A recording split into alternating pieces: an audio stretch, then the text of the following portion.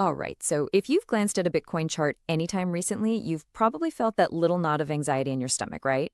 I mean, the headlines are screaming, the price is dipping, and the big question is just hanging in the air. So, is it over? Should we all just pack it in?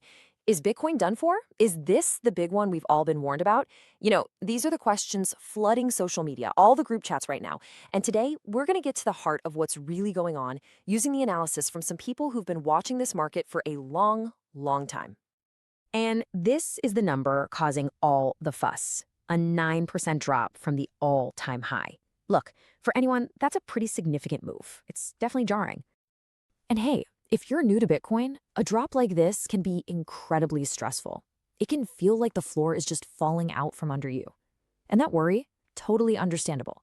But what if I told you the people who've seen this all before are reacting, well, a whole lot differently? Yeah, it turns out for folks who've been in the space for a while, the reaction isn't panic, it's almost boredom. So let's dig into why the long-term believers seem so unfazed by all this. This is the actual quote from the experts in our source material. Not just calm, but super chill. I mean, that's such a wild contrast to the panic you see everywhere else, right? It just makes you wonder, what did they see that the rest of us are missing? Okay, so this is where it gets really interesting. Look at this comparison. In past bull runs, it was totally normal for Bitcoin to get chopped in half right in the middle of a cycle. We're talking about single days with 30% price swings. Crazy, right? Compared to that kind of violent volatility, this cycle feels, like they say, more like a slower grind up.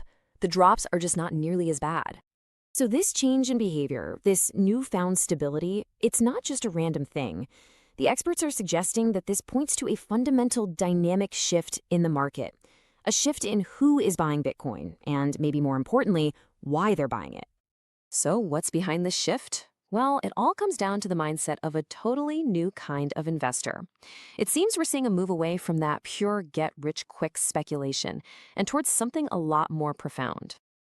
So, what's different this time? Well, according to the analysis, a couple of key things are at play. First up, the big institutions. They're buying the dips. They're basically creating a price floor and ironing out that crazy volatility we used to see.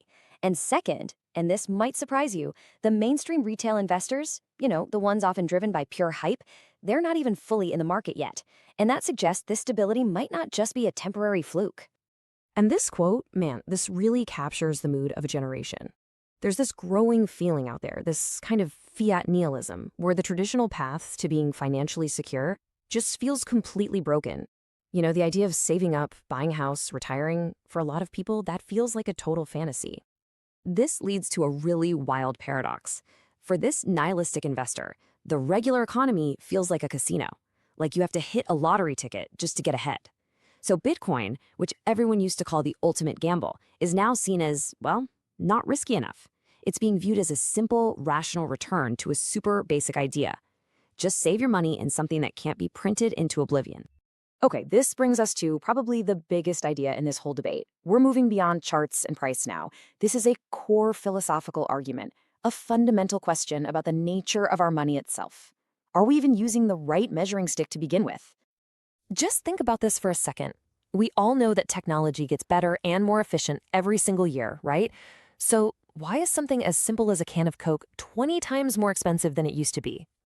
When technology has made it easier and cheaper than ever to actually produce one, it just doesn't add up. It makes no sense. Why does our money buy less and less, even when we're all getting more and more productive?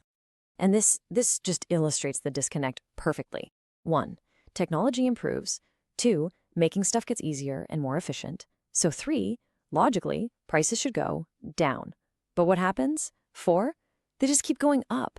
There's this huge, massive gap between our technological reality and our financial one. This right here is what the Bitcoin believers call the broken measuring stick. The whole idea is that our money, the dollar, is failing at its most basic job. A functional currency should reflect the fact that things get cheaper as technology improves. But ours is actively distorting that reality. It's making it seem like things are getting more expensive when really our money is just getting weaker. And that's the core philosophical argument for why something like Bitcoin is, in their view, absolutely necessary.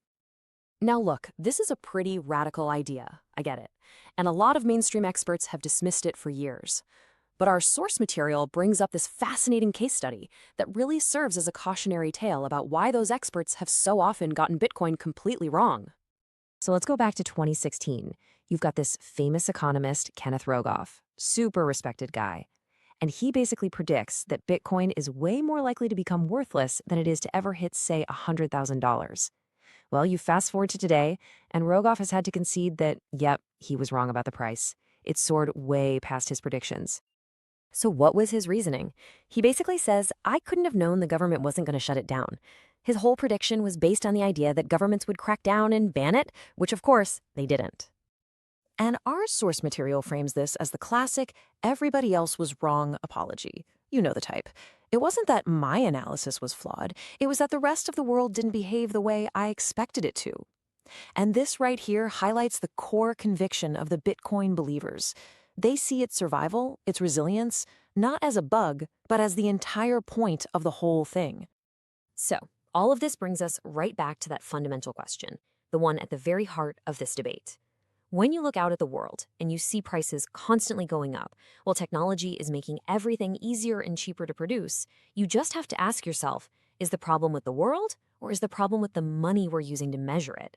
Is our money reflecting reality, or is it actively distorting it? You know, the journey into Bitcoin, it really starts with greed. It almost always begins with a simple, kind of frustrating question about the world we see every day. And it's one of those questions that once you really ask it, you just can't unask it. And this is that question, right here. I mean, really think about it. We've got incredible technology, automation, logistics, pretty much everything about making a can of soda and getting it to you has become ridiculously efficient. So why didn't that 5-cent Coke turn into a 3-cent Coke?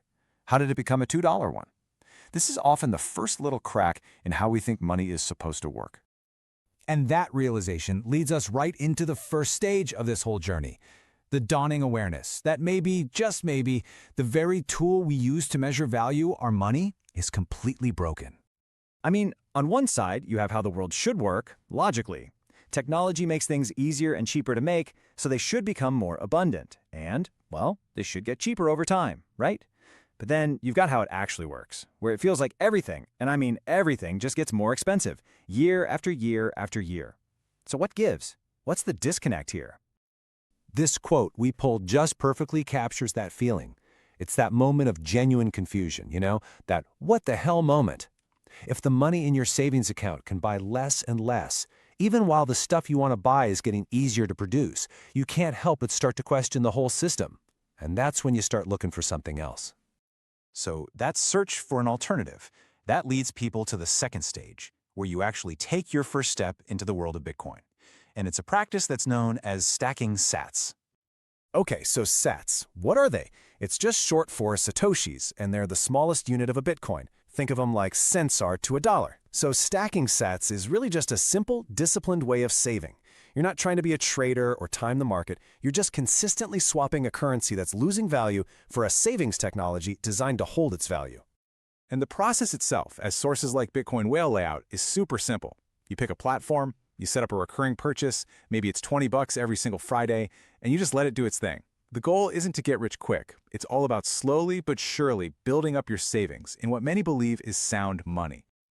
But, okay, as soon as you start, you get initiated into the third part of the journey. And this is often the toughest one. Your first real gut-wrenching encounter with Bitcoin's famous volatility. And then, bam, it happens. You just started putting your hard-earned money in, and suddenly the price, in dollar terms, just tanks. The news is going crazy. Everyone on social media is freaking out, and your first reaction is just pure panic. You start wondering, oh man, have I made a huge mistake? So what triggered that feeling of absolute dread? A total market meltdown? Nope. That quote was from a time when Bitcoin was down just 9% from its all-time high. Now, if you're coming from the stock market, a 9% drop can feel like the sky is falling. But in the world of Bitcoin, yeah, that's a totally different ballgame. Because for somebody who's been around for a while, a 9% dip isn't a crisis. Heck, it's just a regular Tuesday. It's just noise. This crazy difference in how people react is a rite of passage. And to get through it, you have to start looking beyond the price chart. So how do you get through that? How do you handle the roller coaster? Well, you do it by learning the deeper principles, the why behind it all. This is the stage where you level up from just owning Bitcoin to actually understanding it. And what you discover isn't some complex financial formula. It's actually a return to some very simple, very old wisdom. For generations, this was how you built wealth. It was that simple. And proponents argue that Bitcoin is just a technology that re-enables this basic cheat code for life, especially in a world where just putting money in a savings account is a losing game. And this really gets to the heart of it. The idea is that you shouldn't have to become a stock-picking genius or a real estate expert just to protect the value of your work. Bitcoin offers a return to a much simpler path, the ability to save the money you earn in something that, by its very design, can't just be printed away into worthlessness. So once you really get the philosophy, the final stage of this initial journey just clicks into place. It's about taking full control, about becoming your own bank. You will hear this phrase over and over and over again, and for a very good reason. See, if you leave your Bitcoin on an exchange, you're trusting someone else. They have the final say. To truly own your Bitcoin, you need to hold your own keys, and the way you do that is with something called cold storage. The best way to think about it is this. Leaving your Bitcoin on an exchange is like using a bank account. It's convenient, but someone else is ultimately in charge. Cold storage, that's your own personal vault, your digital Fort Knox. Your keys are never, ever connected to the internet, which means hackers simply can't get to them remotely.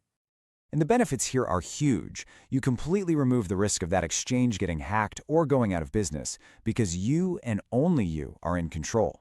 Plus, with a simple backup phrase, you can get all your funds back even if your device gets lost or broken. It is the ultimate peace of mind. And this really brings the whole thing full circle, doesn't it? What starts with you just trying to exit a broken money system, it evolves into a much bigger question. It's about freedom. It's about self-sovereignty. Once you've figured out how to secure your wealth, what's your strategy for securing your future? Now that is a powerful question that goes way beyond just money.